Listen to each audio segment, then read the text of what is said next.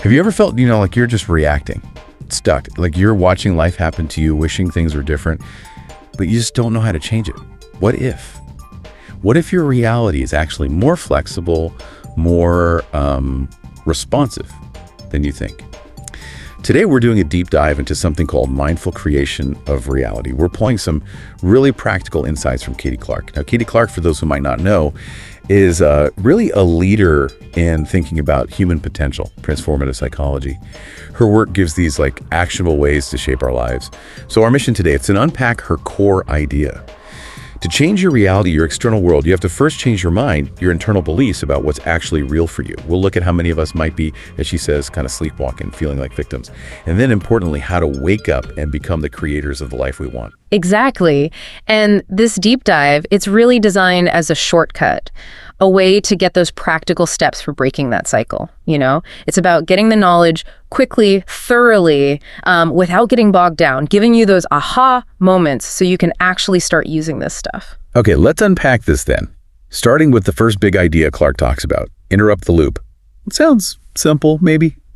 Simple but powerful. Right. It's about consciously, actively questioning your current reality, not just passively accepting it. And what's fascinating here is why that interruption is so key. See, if you're always noticing what you lack, what's wrong, you're just reinforcing that lack, right? It becomes a self-fulfilling loop. So if you catch yourself thinking, oh, I never have enough time, or, money's always tight, Clarke says, pause. Ask yourself, is this really true? Or just a story I keep telling? That pause, that tiny moment of questioning, it breaks the automatic pattern, opens things up. That makes total sense. It's like hitting pause on the mental autopilot. So, okay, you interrupt the loop, you question the old story. What's next? Because I imagine for a lot of listeners thinking, my life reflects my internal story. That can feel big, daunting even. Where do you start rewriting? Yeah, that's a really good point. And Clarke is practical here. Once you've interrupted that loop, the very next step she stresses is actively changing your narrative. And this isn't just slapping on positive affirmations over deep-seated stuff. It's about digging in a bit. It involves maybe tracing back why you believe something limiting, like, I'm not creative. Where did that come from? Acknowledge it. Okay, maybe a teacher said something years ago. Fine. But then you consciously choose, deliberately write a new story. I explore my creativity daily, or I am capable of innovative ideas. You recognize the old script and then you emotionally invest in the new one. You start telling that story instead. Emotionally invest. I like that. It's not just intellectual. So changing the narrative, that leads naturally into the next piece, right? Which is focus on feelings. This isn't just about the thing you want. No, not at all. And this is crucial. Clarke points out that what we really desire isn't usually the car or the job title itself. It's the feeling we think that thing will give us. So this raises an important question for you listening right now. How does focusing on actually cultivating that feeling now change things?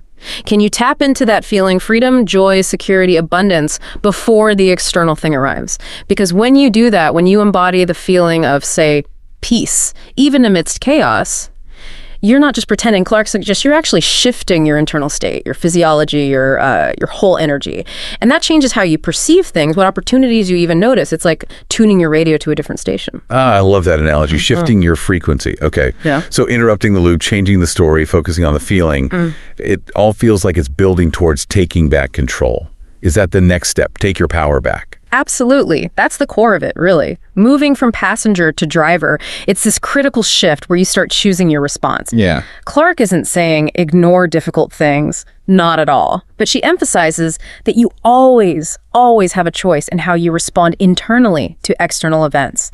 Even in tough situations, finding that sliver of agency, deciding, okay, this is happening, but I decide how I feel about it, what I do next.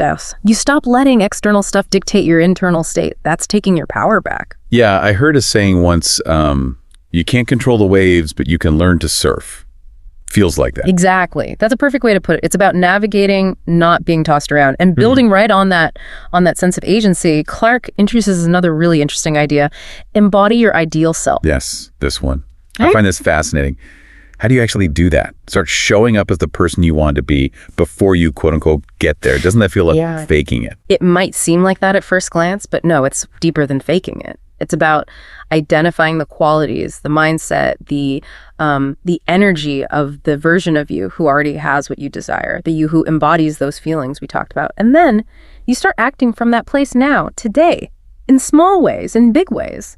So if your ideal self is confident, you practice making decisions with more confidence now in your current situation. If they're calm, you consciously cultivate calmness now.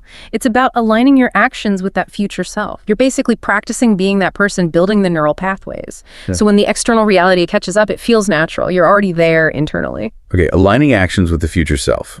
That requires consistency, I bet. But let's be real. This isn't always easy. Fear pops up. Doubt, that feeling of, ugh, this is hard. Which brings us to Clarke's point about needing to be stronger than your emotions. How does she suggest we handle that internal resistance? Right. Because resistance will come up. That's part of growth. Clarke offers this really powerful insight. The discomfort you feel when you're stretching yourself, facing fear. That discomfort is temporary, but the pain of staying stuck. The pain of untapped potential, of looking back years later with regret because you let fear win. That pain, she argues, is far worse, far heavier in the long run.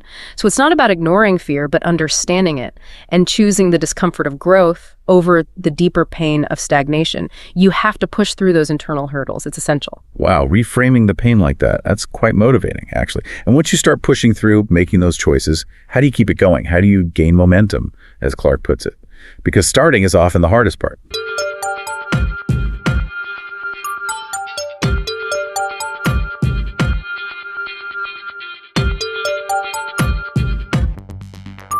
You're absolutely right. Those initial steps, they take conscious effort. You're working against old patterns, old beliefs.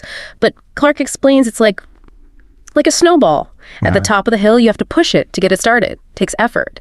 But as it rolls, it picks up more snow, gets bigger, faster, it gains momentum, it becomes easier. It's the same here. As you consistently interrupt the loop, change the narrative, embody that self, it gets easier. Your new way of being becomes more natural. Consistency builds that ease. That makes sense. The effort shifts over time. And Clarke offers a super practical tip too, right? Something you could do, like right now if you're worrying. Yes, a very simple, very powerful one. He says, when you catch yourself worrying, spiraling into negative thoughts, grab a pen, grab your phone, whatever. Write down what you do want to happen instead. And then affirm it.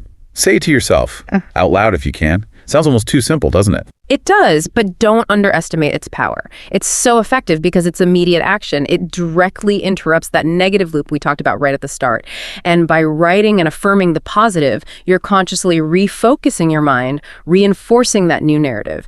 It's a mini practice of the whole framework right there in the moment. Okay, so wrapping this all up. Yeah. What's the big takeaway for you listening? The core message from Katie Clarke seems incredibly clear. Yeah. You genuinely have the power to shape your reality. And it's not magic, it's practical. It's about actively working with your internal world. Yeah. Your thoughts, yes, but deeper than that, your beliefs, the stories you tell yourself constantly. Yeah, this deep dive was really about offering a lens, a way to see your own ability to transform things, to help you realize you're not just subject to circumstances, you're the driver. You have the tools now to navigate, to choose your direction. So here's a final thought to chew on. If your current reality truly reflects your internal story, what new story could you start telling yourself starting today? Seriously, think about it. What one single belief, maybe one you've held for years, could you consciously decide to question or even unlearn right now? Or what new empowering belief could you choose to embrace starting this very moment? How might that one shift begin to change everything?